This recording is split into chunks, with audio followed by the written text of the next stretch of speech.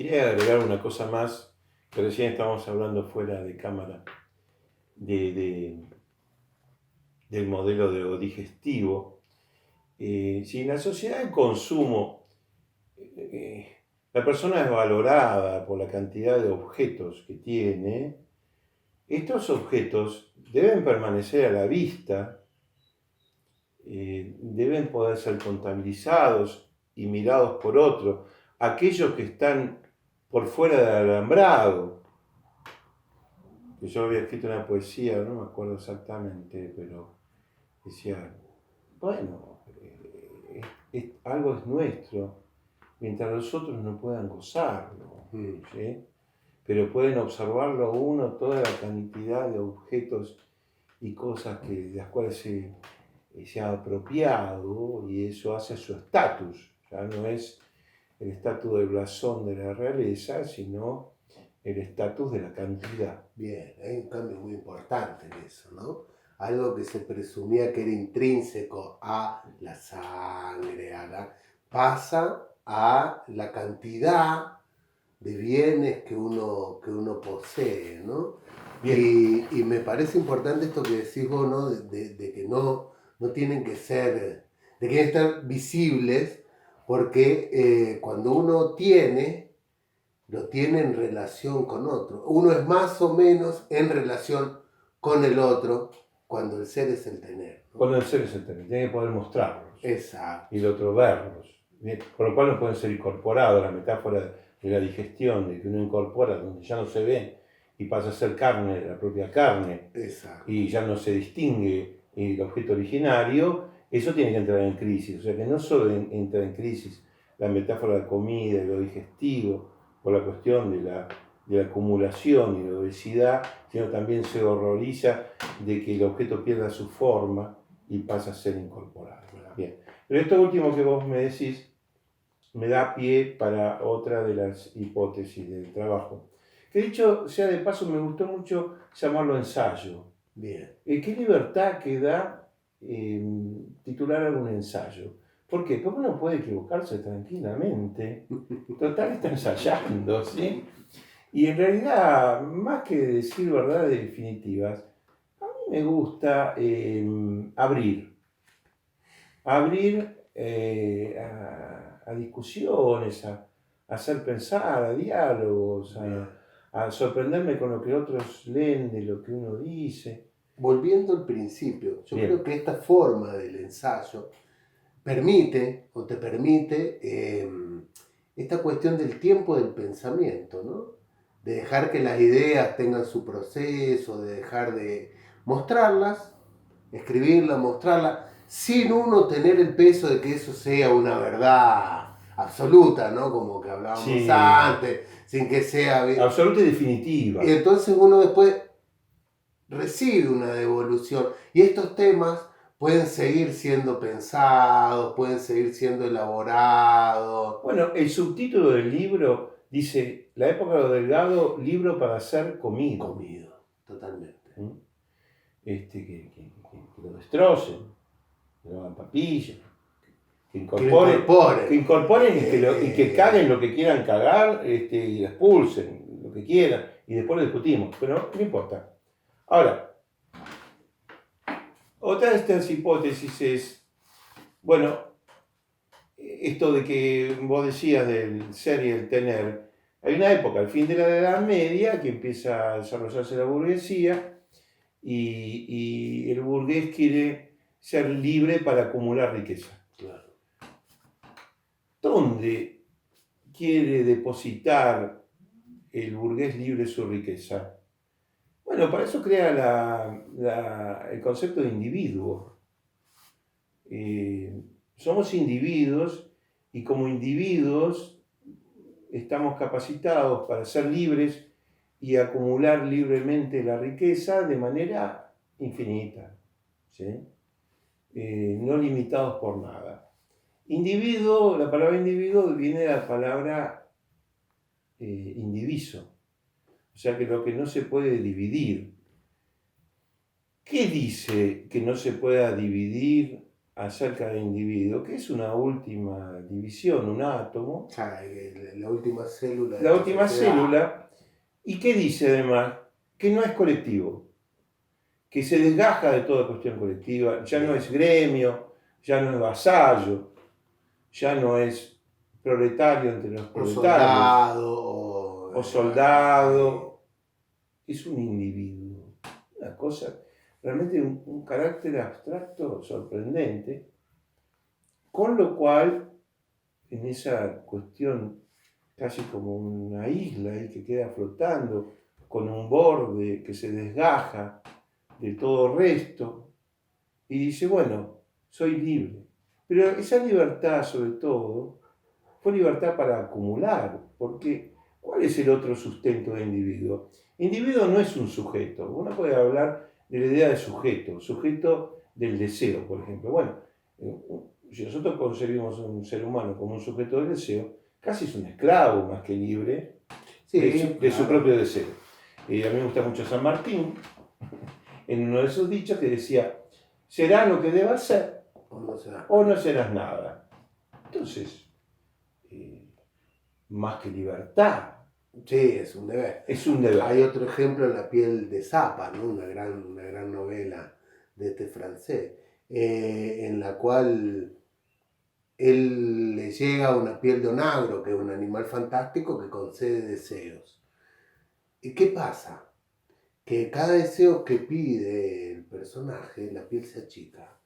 Y cuando la piel ya sea tan chiquita que no exista más, él va a morir. ¿Cuál es el conflicto de la historia? No puede dejar de desear, aunque sepa que con ello le va a su propia vida, ¿no? O sea, esto de hablar, ¿no? Bien, del deber y de que uno puede llegar a ser esclavo de eso. Muy bien. ¿No? El curro del individuo, y por toda una época el curro fue el nombre de la libertad. ¿Por qué? Porque fue libertad siempre en cuestión de deshacerse de, ¿sí? Soy libre porque no dependo del señor feudal, soy libre porque no dependo del gremio de los alfareros, soy libre. Pero ese es un primer paso en el concepto de libertad. Me deshago de y me declaro libre. Pero hay un segundo paso en el tema de libertad, es, bueno, ahora soy libre, ¿y qué elijo? Porque la libertad como libre albedrío. Bueno, está bien, libre albedrío, pero hay un momento hay que elegir. Y cuando elijo, resigno enormemente. Por una cosa que elijo, resigno todas las demás. Ese aspecto es abortado y es renegado en este supuesto hombre de la libertad en nombre del individuo.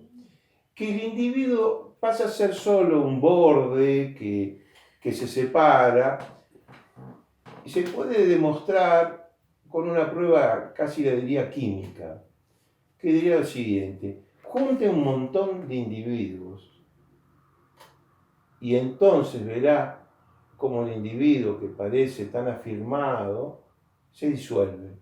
Se disuelve y forma ¿qué? Una masa. Por algo, a partir del predominio del individuo, surge un concepto nuevo que es la sociedad de masas. ¿Sí? ¿Qué es la sociedad de masas? Son individuos.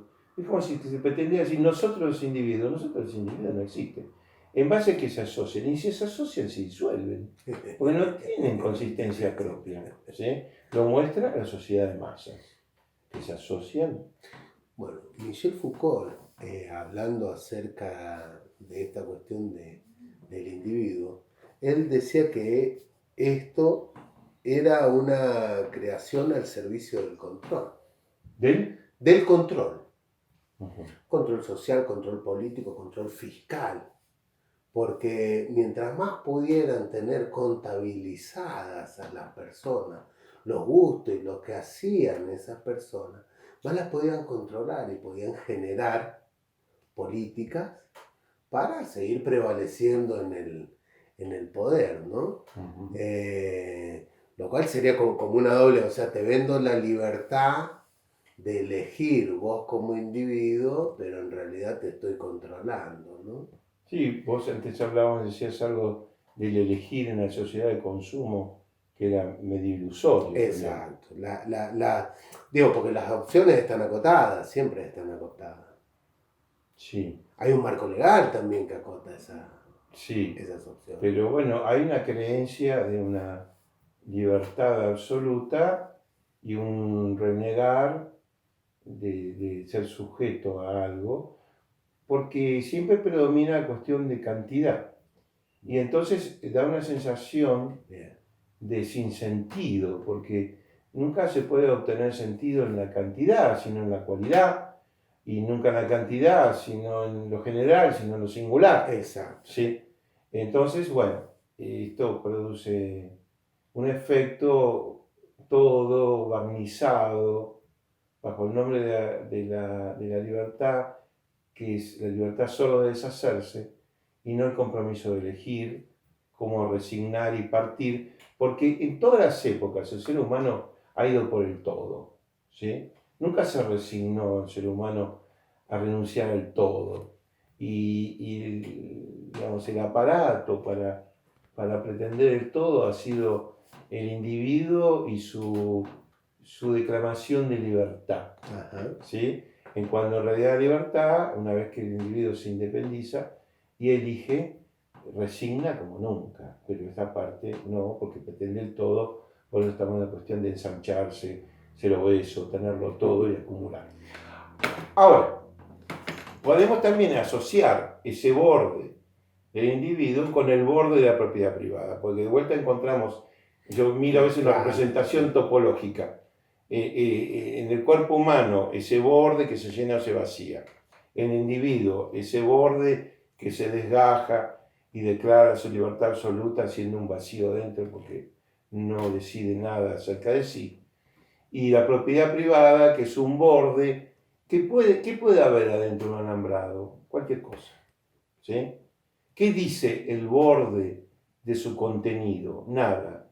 O sea que se han creado sistemas topológicos, representaciones de bordes que no tienen nada que ver con lo que contiene. Sí. Por eso también digo yo que ha sido una época de primacía del envase. Totalmente. El envase es una creación de época. ¿Qué me dice el envase de lo que contiene? Se supone que sí, que es el producto, pero uno dentro del envase puede vender cualquier cosa. ¿Sí? Entonces, además, que si el borde es lo suficientemente neutro, como un alambrado, tiene que ser lo suficientemente neutro, no tener ninguna relación con lo que contiene para poder permitir que adentro entre cualquier cosa. Si el borde tiene relación con su contenido, va a filtrar cosas que pueden entrar o no pueden entrar. El gran invento ha sido una representación de bordes que nada deben a su interior para que entre dentro de ellos cualquier cosa, ¿sí? Para acumular. Sí, a mí me parece fantástico. Yo creo que lo que acabas de decir, o para mí me parece, es justamente la diferencia, el paso posterior. Antes hablábamos de que se confundía el ser con el tener. Como ese tener es siempre, lo dijimos antes, ¿no? Es siempre en contraste con la sociedad y con los otros, por eso hacía falta el individuo y la propiedad privada. Hay un paso más que es confundir el ser con el aparentar. ¿Por qué? Porque si yo no puedo tener, voy a aparentar tener, que es como aparentar ser. Y entonces mis bordes tienen que ser lo suficientemente flexibles como para que entre cualquier cosa y yo pueda aparentar otra cosa distinta de lo que yo tengo. Bien, esa es una parte también muy interesante, donde el borde pasa también a ser, por ejemplo, la imagen. Sí, claro. Bien, entonces hay que tener determinada imagen, por ejemplo, la de ser delgado, para poder ser incluido. Es curioso porque se da como una cuestión de círculos concéntricos.